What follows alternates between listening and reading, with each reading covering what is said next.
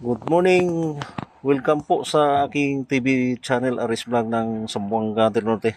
So dito tayo ngayon sa ah, area kung saan ay kinukuhanan ko ng video itong yung sabi nila suka ng balyena.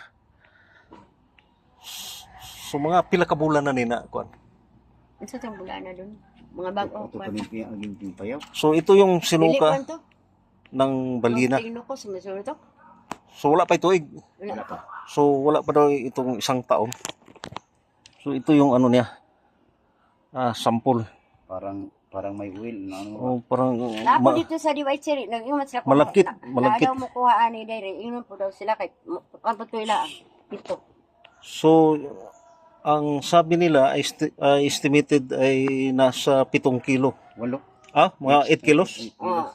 So Yung iba doon sa kabilang baryo kuan. Na si Diwai ba? kauban ta sila. Pareho rin Pero ako na. gihanap pa lang nakitaan. Pito to. 7 po to. 7 kilo mayroon. So ito nasa estimated nila ay nasa 8 kilos. So ito yung ano niya, nilagay na sa karton. So isang suka ng balyena na noon ay naibalita sa GNGS mo to. sa TV na mahal daw ito. Kaya pinuntahan ko rito. So kung may gustong bumili nito, so dito lang sa aking TV channel i-ano niyo, Aris Vlog. Tapos Wala. alam kung magkasundo tayo, Naaka po ila ini. so i-connect lang sa akin dito sa aking YouTube channel Aris Vlog. Tapos mag-comment lang kayo sa section. Tapos pag-usapan natin yung Presyo. selling price nito. At di ko lang i-ano yung picture ng kuan May-ari. may-ari kasi confidential. Kasi mahal ito eh. Tapos kung sino mang gustong bumili nito ay i-connect lang nyo sa aking YouTube channel Aris Vlog ng Zamboanga del Norte. So ito malagkit. Bro, yung pining. Maiiwan yung malagkit yung ano niya. May kandila ba? Parang kandila yung ano niya. Asa dapit na nakuha sa baybayon? Dagat. Sa Laod. Mulutaw rin muna sa laod. Mulutaw.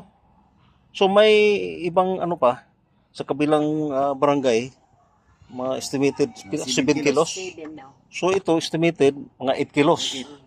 Oo. So ito guys, kung sino man ang gustong bumili nito, paki-connect lang sa sa aking TV channel. At pag-usapan natin ang selling price nito. Kasi ano pa kami, usap muna kami sa may-ari kung magkano talaga. So kausapin lang ninyo yung ano ko, TV channel, i-connect lang nyo sa akin para magkasundo tayo. Tsaka i-ano natin ito. Kung magkaroon ng agreement, so dito lang tayo sa aking YouTube channel o sa aking TV channel. So isang yung sabi nila sinuka ng ano balyena sa laot daw ito nakuha, lumulutang.